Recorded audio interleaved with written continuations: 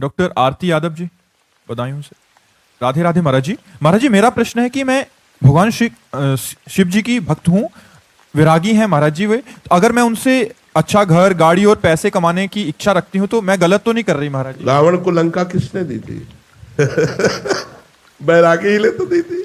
अरे आप चिता भस्मा लेपो गरल वस्त्रम दिक्पट धरो जटाधारी कंठे भुजगपति हारी पशुपति, लेकिन उनके मित्र है कुबेर जो चरण सेवक है। भगवान शंकर का सख्य भाव स्वीकार करते हैं कुबेर, तो त्रिभुवन का धनी बना दिया। कई बार कैलाश को उठाकर अपनी भुजाओं से भगवान शिव को प्रसन्न कर लिया, तो लंका प्रदान कर दी, पूरी सोने की थी, पूरी ईंट नहीं लगी हुई थी, केवल स्वर्णमयी लंका थी। ये महाराज लगाते चिता की भस्म है, लेकिन देते खूब माल है। आप चिंता मत करो, ये मत समझो कि बट वृक्ष के नीचे रहते हैं, चिता की भस्म लगाते हैं, सर्पों की माला पहनते हैं। इनके पास क्या है? ब्रह्मा भी चरण वंदना करते हैं, सरकादी चरण वंदना करके जिनके सामने बैठते हैं वो भगवान शिव है। आप चिंता न करो कि वो वैरागी हमें कैसे देंगे, वो वही सब वैभव देते हैं। वैभव शिव ही देते हैं। हरि तो जब कृपा करते हैं तो सब वैभव छीन लेते हैं। वैभव तो शिव जी ही देते हैं। आप चिंता न करो, बहुत ठिकाने से लगी। अगर वैभव चाहिए तो शिव शिव रटो और उनकी सेवा करो। सही बात कहते हैं, जब भगवान कृपा करते हैं तो अंदर से वैभव का राग हटा देते हैं। वैभव तो बना रहे, लेकिन वैभव का राग नष्ट हो जाता है। हरि जब कृपा करते हैं तो वैभव का राग नष्ट कर देते हैं जो बंधन कारक है। भगवान शिव को एक नाम दिया गया है, औढ़र दानी। कुछ विचार नहीं करते हो। अब वो एक वृकासुर नाम का राक्षस था, दैत्य। उसने नारद जी से पूछा कि जल्दी प्रसन्न होने वाले भगवान का नाम बताओ। तो उनका भगवान शंकर, क्योंकि एक नाम आशुतोष है, आशुतोष माने शीघ्र प्रसन्न होने वाले। अब उसने शुरू की आराधना, अग्नि स्वरूप भगवान शंकर का स्वरूप मान करके अपने शरीर के मांस को चीर करके और स्वाहा बोलने लगा। कुछ ही किया कि भगवान शिव तुरंत प्रकट हो गए। उनका अरे ऐसा क्यों करते हो, हम तो चुल्लू भर जल में प्रसन्न हो जाते हैं, एक बिल्व पत्र में प्रसन्न हो जाते हैं, ऐसा ठाकुर तो त्रिभुवन में नहीं भाई। आप देख लो, सब जगह सेव संतरा अंगूर चढ़ते, महाराज के ऊपर धतूर फल चढ़ता है, धतूर का फल चढ़ता है, अकौड़े का फूल जो किसी के काम में लाए वो भगवान शिव ले रहे। भगवान शिव बहुत जल्दी प्रसन्न होने वाले, तो उन्होंने कहा तू इतना कष्ट क्यों कर रहा है, मैं तो इतने से प्रसन्न हूं, वरदान मांग। उसने कहा मैं जिसके ऊपर हाथ रख दूं वो भस्म हो जाए। भगवान शिव ने औढ़र दानी होगा तथास्तु। और उसकी दृष्टि बगल में गई, त्रिपुर सुंदरी भगवती उमा महामाया। उसने सोचा पहले बाबा के ऊपर हाथ रख के देखे, जिन्होंने हमको वरदान दिया उन्हीं के ऊपर हाथ, और उसकी दृष्टि बदल गई जगदम्बा के प्रति। और भगवान शिव के ऊपर हाथ रखने के लिए चला। भगवान शिव भागे, अपने ही वरदान से आप भागे। और वो पीछे वृकासुर लगा जिसे भस्मासुर कहते हैं, और आगे भगवान शंकर। भगवान शंकर ने कहा ये मायावी है, पिंड तो छोड़ेगा नहीं, चाहे जिस लोक में भाग के जाए। तो अब भगवान श्री कृष्ण को पुकारा कि यार अभी समस्या में तुम ही समाधान करो, नहीं तो हम फंस गए। भगवान एक ब्रह्मचारी का वेश धारण करके बीच में एकदम आ गए और कहा नमस्कार वृकासुर जी, नमस्कार। इतने प्रेम से नमस्कार कहा कि वो रुक गया। कहा भाई आप कहां दौड़ रहे हैं? बोले शंकर जी इनके पीछे क्यों? बोले बात यह कि इन्होंने वरदान दिया है हमको कि जिसके ऊपर हाथ रख दे वो भस्म हो जाएगा, तो मैं इनके ऊपर हाथ रखकर इनको भस्म करके पार्वती को ले लेना चाहता हूं। अरे बोले यार, दक्ष ने श्राप दे दिया है, इनके पास कोई सामर्थ्य नहीं, हाथ रख के देखो अपने ऊपर, अगर झूठ निकले ना दोनों मिलकर बस हो गया। चतुर खिलाड़ी भगवान श्री कृष्ण चंद्रजू ने एक सेकेंड में समस्या का समाधान कर दिया। उसने जो भी ऐसे हाथ रखा वो भस्म हो गया। भगवान शंकर को जाकर के भगवान श्री कृष्ण ने प्रणाम किया, भगवान शिव ने श्री कृष्ण को प्रणाम किया, और भगवान श्री कृष्ण ने कहा जगत गुरु थोड़ा सोच समझ के वरदान दिया करो, ऐसी समस्या में फंस जाते हो। दोनों एक दूसरे को इष्ट मानते हैं। देखो भगवान श्री राम रामेश्वर की स्थापना करके पूजन करते हैं, तो महावीर हनुमान का रूप धारण करके भगवान शंकर 11वें रुद्र का अवतार हनुमान जी राम जी की चरण सेवा करते हैं। तो दोनों परम दानी परम उदार हैं। पर भगवान श्री हरि जब कृपा करते हैं तो संसार का राग हटा करके अपने प्रेम को प्रदान कर देते हैं, और भगवान शिव से जो मांगे वो प्रदान कर देते हैं। औढ़र दानी है। चक्षम सिंह जी कानपुर से। राधे राधे महाराज जी। महाराज जी, साधक इस आर्थिक युग में धन रुपए के आश्रय को कैसे खत्म करे? साधक को अपने जीवन में धन का कितना महत्व देना चाहिए? साधक को तो साधना का महत्व देना चाहिए, धन तो अपने आप पीछे घूमेगा। पहले एक बार साधना तो करिए आप। साधक अगर धन की प्रधानता रखता है तो साधना कहां हो रही? इसी की तो प्रधानता छोड़नी है, धन की प्रधानता छोड़नी, चाहे गृहस्थ हो चाहे विरक्त।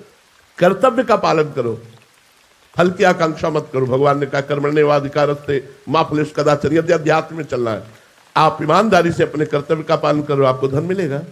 जितना धन मिले ईमानदारी से उतने से अपने परिवार का पोषण कीजिए, आपका गृहस्थ धर्म पुष्ट होता रहेगा। साधना की जाती है कामनाओं का नाश करने के लिए, कामनाओं की पूर्णता के लिए नहीं। और जब कामनाओं की नाश की बात सोचते हैं तो विश्व का वैभव उसको घेर लेता है। आप ये ध्यान रखना, जब कामनाओं के नाश के लिए तुम सोचोगे कि मेरी कोई कामना न रहे, तो विश्व का वैभव घेर लेगा कि कामना करो। और अगर आप उस समय भी कामना रहित रहे तो आप निकल जाएंगे। साधना तो की जाती है धन की इच्छा का त्याग करने के लिए। अच्छा, धन से किसकी सुख वृत्ति बड़ी है? हमें किसी एक को बताओ कि वो सुखी है। इतने लोग बैठे हैं, ऐसा नहीं है कि इनमें से किसी के पास धन ना हो, लेकिन कौन सुखी है? ऐसे पूरे भारत को बैठाल के या विश्व को बैठाल के पूछा जाए कि आप तृप्त हो क्या, तो कहीं कोई बोलने वाला नहीं कि मैं धन से तृप्त हो गया हूं। धन में है क्या सुख? आपको एक कमरे में बंद कर दिया जाए और नोट आपके आसपास रख दिए जाए, आप सुखी हो जाएंगे? धन से भोग मिलते हैं, भोग इंद्रियों से होता है, इंद्रियां मन से संचलित है, मन बुद्धि से संचलित है, बुद्धि मायामयी है, सब खिलवाड़ हो रहा है। जब होए बुद्धि जो परम सयानी चिंतन चितई नान हित जानी, तब वो परमात्मा की तरफ चलती। परमात्मा में बुद्धि स्थित है, मन भगवान के मनन चिंतन में लगा हुआ है, शरीर भगवान की सेवा देश सेवा में लगा हुआ है, और अर्थ जो आ रहा है परिवार और समाज की सेवा में लगा है। ऐसा भक्त गृहस्थ होते हुए भी संत है। अगर वो केवल धन का चिंतन करता है तो फिर साधना किस बात की हो रही है? साधक किस बात का है? साधक भगवत चिंतन करने वाला होता है। और जो भगवान का चिंतन करता है तो कौन सा ऐसा वैभव जो उसके चरणों में न लुट जाए? भगवान का ईमानदारी से चिंतन करो और देख लो कि विश्व का वैभव तुम्हारे सामने आता है कि नहीं आता है। ना चाहने पर भी तुम्हें घेर लेगा। तुम भजन तो करके देखो। इसीलिए हम कहते हैं लोक परलोक के सारे सुखों का त्यागी बनना चाहो या भोगी बनना चाहो, चाहे जो कामना हो, तुम राधा राधा रटो, तुम नाम जप करो, तुम मांस छोड़ो, मदिरा छोड़ो, पर स्त्री गमन छोड़ो, ये पाप कर्म छोड़ो और धर्म से चलो। यदि सुखी ना हो जाओ तो हमें बताना। अब करोगे पाप तो फिर कैसे सुख प्राप्त होगा? पाप का फल तो दुख है। तो साधना इच्छाओं के त्याग की होती, ना कि इच्छाओं की बढ़ोतरी करने के लिए। एक प्रश्न आया था कि उसमें लिखा था कि जल्दी जल्दी पैसे कमा लेता हूँ, फिर एकदम विश्राम होकर वृंदावन वास करूंगा, और फिर कभी नहीं कर पाओगे, कभी नहीं कर पाओगे। पैसे के बल से वृंदावन वास या पैसे के बल से भगवान का भजन, ये भूल जाओ कि हम बढ़िया फ्लैट ले लेंगे, एसी रूम लगा लेंगे, हर समय बढ़िया भोजन व्यवस्था होगी और खूब नाम जप करेंगे। भूल जाओ। खूब भोगों का चिंतन होगा और भोग भोगोगे। लिख लो, हमारी बात लिख लो। हम ऐसे नहीं बोल रहे, बचपन से बाबा जी हैं और वो अनुभव करके बोल रहे हैं, और जो बोल रहे हैं उसे तुम लिख लो। अकाट्य है, अकाट्य। हर व्यवस्था खाने पीने की और मनोरंजन की, वो भजन थोड़ी होता है। भजन तो होता है कांप रहा है शरीर सर्दी में और बैठे हैं यमुना किनारे, फिर परमात्मा के ध्यान में, तब भजन होता है। अगर भजन हो व्यवस्था में तो बताना। सुबह उठो, रजाई ओढ़ करके माला हाथ में ले लो तो माला छूट जाएगी और भजन होगा। ऐसे भजन होगा। अच्छा, रोज टिफिन बढ़िया लगकर अच्छा खा रहा है तो भोग अच्छे लगेंगे कि भजन अच्छा लगेगा? ये भजन खिलवाड़ नहीं भाई। जिसका भोजन नीरस उसका भजन सरस, और जिसका भोजन सरस उसका भजन नीरस। रुपया के बल से भजन होता तो बड़े बड़े महान चक्रवर्ती सम्राट हुए, सब भजन करके भगवान को प्राप्त हो जाते। भजन करो, जो व्यवस्था भगवान ने दी है वो भगवान की अनाथ सकल संपदा तुम्हारी, मैं सेवक समेत सुतनारी। और भजन में लगो तो भजन हो सकता है, लेकिन रुपया में लग के कि व्यवस्था कर ले फिर भजन करेंगे, कदापि नहीं हो सकता।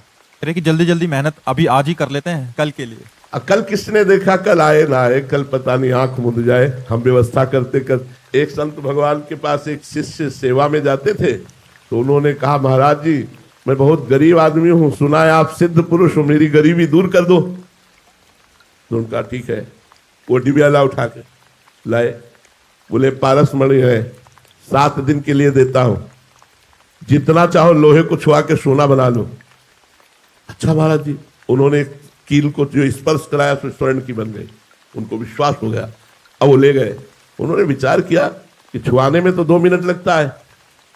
पहले जमीन बेची, घर को गिरवी में रखा, सब जितना प्रॉपर्टी जो कुछ की सब जाके लोहा खरीद के ले आवेंगे, और घर में सब लोहा जमा करके बस छुआ दिया, सब सोना बन गया। अब वो जमीन बेचना, ये बेचना, वहां से लोहा लाना, ये लाना, वो लाना, वो ये भूल गए कि 7वें दिन हमको वापस करनी है। तो 7वें दिन के शाम थी, बहुत ढेर सारा लोहा जमा हो चुका था, कुछ गाड़ियां आ रही थी जो उतरवानी थी। इतने महात्मा जी आए, बोले बेटा हमारी पारसमणि वापस करो।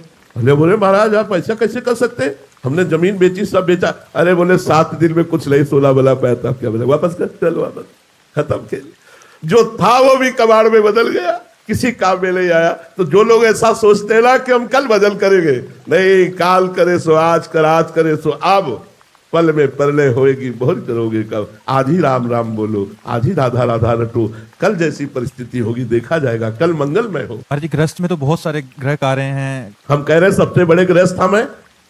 तुम्हारा परिवार कितना बड़ा, हमारा परिवार गिन लो, हजारों में मिलेंगे। सबसे बड़े गृहस्थ हम। गृहस्थ का मतलब ये थोड़ी है कि कोई बंधन है। अब हमें क्यों बंधन नहीं, सब हमारी श्री जी का है, हमारा कुछ नहीं, सब श्री जी का है, सब प्रभु का है। वही बात तो आपको बोलनी है, बात बराबर हो गई ना। नाथ सकल संपदा तुम्हारी, मैं सेवक समेत सुत नारी। कोई बंधन नहीं भाई, आपने मान रखा है बंधन, मान रख। अगर एक लंगोटी में आसक्ति है तो वो आसक्ति हमारा पतन करा देगी। और एक चक्रवर्ती सम्राट अम्बरीश जी, भगवान में आसक्ति है तो महान भक्त हुए, दुर्वासा जी को परास्त कर दिया। वलकल की लंगोटी लगाने वाले, दूब का रस पीने वाले एक महात्मा परास्त हो गए एक चक्रवर्ती सम्राट महाराज अम्बरीश से। क्यों? क्योंकि उनका मन भगवान में लगा हुआ है। और दुर्वासा जी तब अहम। अगर हम गृहस्थ हैं और भगवान के चरणों का आश्रय लिए हैं और ये हमारे हृदय में कि नाथ सकल संपदा तुम्हारी, मैं सेवक समेत सुत नारी, वो निश्चित भगवत प्राप्त हो जाएगा। महाराज भरत जी एक हिरन के बच्चे में प्रेम कर लिए तो अगला जन्म हिरन का हुआ, जबकि भगवान के लिए अपना राज्य और सब कुछ छोड़कर आए थे। तो ये सोचना कि हम गृहस्थ हैं, ये बहुत गलत बात है। हम गृहस्थ नहीं, हम भगवान के हैं। ये गृहस्थी भगवान ने सेवा दी है, हम भगवान के हैं। हमें राष्ट्र सेवा दी, हमें गृहस्थी की सेवा दी, हमें समाज सेवा दी, वही हम कर रहे हैं। बाबा जी बनकर वही हम कर रहे हैं, समाज सेवा कर रहे हैं, लोगों का मन उत्साहित करके, धर्म में प्रेरित करके वही कर रहे हैं, वही आपको करना है। ये मार्ग है। हम दोनों भाई हैं, गृहस्थ और विरक्त। एक विरक्त मार्ग जाता है, एक गृहस्थ मार्ग जाता है, लेकिन जाता